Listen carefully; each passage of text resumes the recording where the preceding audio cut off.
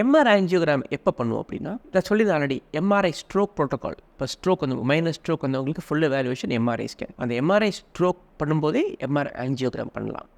Main difference CD ஆஞ்சியோக்கும் MRI ஆஞ்சியோக்கும் என்னென்னா, CD ஆஞ்சியோனா contrast கொடுத்து நம்ம வந்து பண்ணால் தான் நமக்கு வரும்.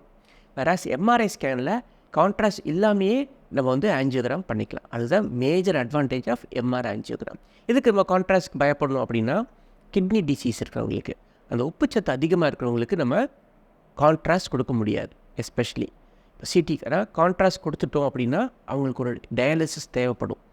ஏன்னா கிட்னி ஃபெயிலியர் ஆகிடும் கான்ட்ராஸ்ட் கொடுக்குறவங்களுக்கு.